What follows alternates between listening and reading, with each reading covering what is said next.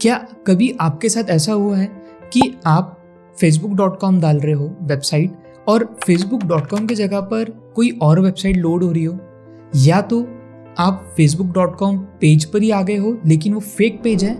जी हाँ, इसे ही हम कहते हैं DNS स्पूफिंग। लेकिन हम DNS स्पूफिंग जानने से पहले हमें पता होना चाहिए DNS क्या होता है।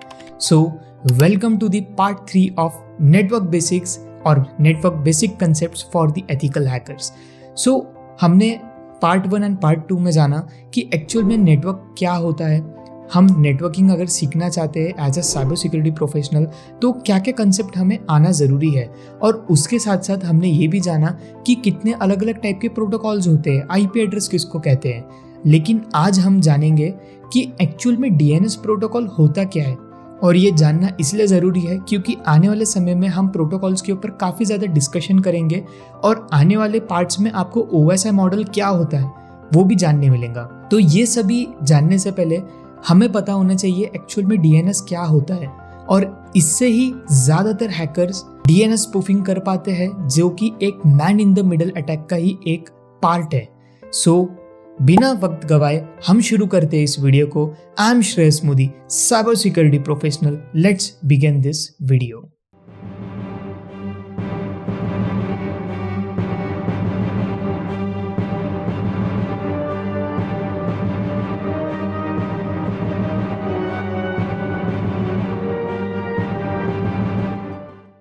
ओके, सो देखिए DNS क्या है। It's a domain name system. अब ये प्रोटोकॉल को क्यों बनाया गया, उससे पहले हम जान लेते हैं एक्चुअल में वेबसाइट काम कैसे करती है। आपको अगर facebook.com लोड करना है, आप क्या करते हो, ब्राउज़र में जाते हो, ब्राउज़र में आप फेसबुक का URL डाल देते हो, जैसे कि www.facebook.com, और उससे ही फेसबुक की वेबसाइट आपके सामने लोड हो जाती है।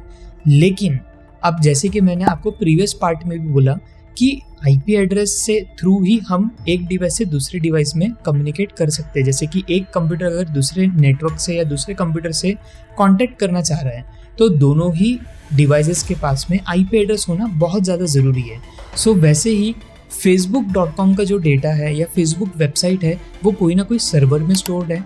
अब वो सर्वर को अगर आपको एक्सेस लेना है तो आपको आपका IP एड्रेस उस सर्वर को भी शेयर करना पड़ेगा, और उस सर्वर का IP एड्रेस भी आपको पता होना चाहिए, तब जाके आप दोनों एक मिनट से कम्युनिकेट कर पाएंगे, जिससे फेसबुक वेबसाइट लोड हो पाएंगे। लेकिन अब यहाँ पर एक प्रॉब्लम आ जाती है।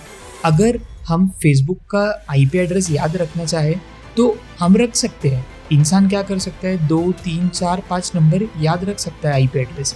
जैसे कि हमें किसका फ़ोन नंबर सेव करना है तो आज से कुछ समय पहले हम डायरी में उसका नंबर लिखते थे और नाम लिखते थे, और उसके बाद में जैसे ही स्मार्टफोन्स आए हमने क्या किया, हमने जो नेम एंड नंबर है वो हम अब डायरी में नहीं लिखते हैं, वो हम स्मार्टफोन में लिखते हैं, जिससे अगर हमें किसी को कॉल करना है हम उसका अगर नाम टाइप कर दें कॉन्टैक्ट लिस्ट में तो उसका नंबर हमें दिख जाता है। वैसे ही सेम facebook.com को अगर आपको कॉन्टैक्ट करना है तो जो ह्यूमन माइंडसेट है या ह्यूमन माइंड है वो ज़्यादातर नाम को याद रख सकता है। जो नेम हम यूज़ करते हैं वो हम प्रॉपरली याद रख सकते हैं, लेकिन ह्यूमन ब्रेन जो है वो नंबर ज़्यादातर याद नहीं रख सकता है। उसी वजह से facebook.com या कोई भी वेबसाइट आप जो है एक्सेस करना चाहते हो तो आपने अगर उसका नाम भी डाल दिया, जैसे कि google.com, जो google.com डालने से क्या होता है, गूगल का सर्च इंजन हमारे सामने लोड होता है। लेकिन अब उसके पीछे जो प्रोटोकॉल काम कर रहा है वो है DNS, जिसे हम कहते हैं डोमेन नेम सिस्टम, जो कि काम करता है नेम को IP एड्रेस में कन्वर्ट करने का या ट्रांसलेट करने का। सो अब DNS है ना, 4 टाइप के आते हैं, मीन्स 4 टाइप के स्टेप्स रहते हैं DNS में। तो सबसे पहले स्टेप की हम बात कर लेते हैं। ओके, सो सबसे पहले DNS सर्वर आ जाता है DNS रिकर्सर। सो DNS रिकर्सर का काम क्या होता है, जो भी हम होस्ट नेम दे रहे हैं, होस्ट नेम मीन्स व्हाट, जो भी हम डोमेन का नाम लिख रहे हैं वो जो डोमेन नेम होता है उसको वो क्वेरी को कलेक्ट करने का काम करता है, और वो क्वेरी को वो पास करता है रूट नेम सर्वर के पास। सो सेकेंड DNS आ जाता है रूट नेम सर्वर।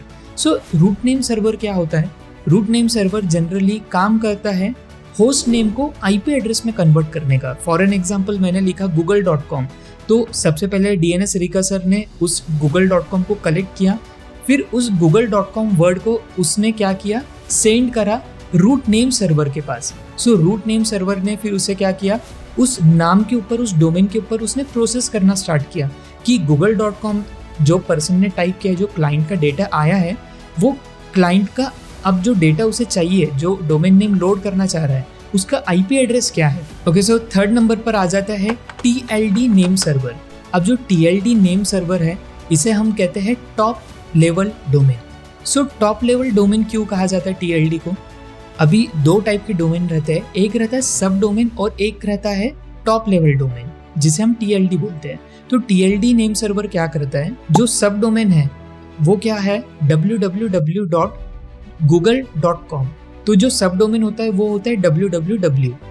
और उसके बाद में जो मेन डोमेन आता है, जैसे कि गूगल के बाद में फिर आता है .com। सो जो .com रहता है, .com को ही हम कहते हैं टॉप लेवल डोमेन। सो अब TLD नेम सर्वर क्या करता है, वो जानकारी हासिल करता है कि ओके ठीक है, अभी रूट नेम सर्वर ने हमें आईपी एड्रेस तो दे दिया, लेकिन ये आईपी एड्रेस कौन से टॉप लेवल डोमेन के साथ कनेक्ट है? वो .com के साथ कनेक्ट है, .in है, .org है, .net है। वो डेटा कलेक्ट कर सेंड आउट करता है ऑथोरिटी नेम सर्वर को। सो ऑथोरिटी नेम सर्वर क्या होता है? सो वो जो डेटा कलेक्ट कर ऑथोरिटी नेम सर्वर को डेटा पास ऑन कर देता है, जहाँ पर ऑथोरिटी नेम सर्वर जो फोर्थ स्टेप में आ जाता है। सो फोर्थ स्टेप में क्या होता है, ऑथोरिटी नेम सर्वर जो भी डेटा कलेक्ट हुआ है, सो वो जो डेटा अभी google.com हमने टाइप किया, तो जो आईपी एड्रेस उसे मिला है TLD के थ्रू, सो वो आईपी एड्रेस पास ऑन करता है फिर से DNS रिकसर को। सो DNS रिकसर फिर हमें ब्राउज़र को इंडिकेट करता है कि ओके, आपने जो सर्च किया वो सर्च रिजल्ट आपके सामने है और गूगल का पेज हमारे सामने लोड हो जाता है। लेकिन आपने कई बार देखा होगा, वेबसाइट जब लोड होती है, आप अगर कोई वेबसाइट फर्स्ट टाइम टाइप कर रहे हो आपके फ़ोन में या आपके ब्राउज़र में, सो ब्राउज़र में जब आप कोई एक न्यू वेबसाइट टाइप करते हो, तो वो वेबसाइट है ना, थोड़ा सा समय लगाती है वो पेज को लोड करने के लिए। तो वो पेज को लोड करने के लिए जो अमाउंट ऑफ जो टाइम लगता है, उसके पीछे यही कारण होता है कि आपके लिए वो डोमेन का जो है आईपी एड्रेस फाइंड आउट करता है DNS। सो अब एक बार DNS फाइंड कर लेता है आईपी एड्रेस, सो हर टाइम DNS को रन करने की ज़रूरत ना पड़े, उस वजह से एक और टर्म यहाँ पर आ जाता है जिसे हम कहते हैं DNS कैशिंग। सो DNS कैशे क्या रहता है? DNS कैशे जनरली एक टाइप का ऐसा डेटा रहता है जो आपके ब्राउज़र में या आपके कंप्यूटर में ही स्टोर्ड किया जाता है ब्राउज़र के फाइल्स में। सो अब इसमें क्या होता है, बार बार जब आप सेम वेबसाइट टाइप करते हो, जैसे कि हम फर्स्ट टाइम अगर google.com कोई ब्राउज़र में टाइप करेंगे तो वो थोड़ा सा समय लगाता है, लेकिन जिस टाइम पे हम वही सेम वेबसाइट फिर से टाइप करते हैं ब्राउज़र में, तो वो इस टाइम पे ज़्यादा समय नहीं लगाता है, तुरंत ही वेब पेज हमारे सामने लोड होता है।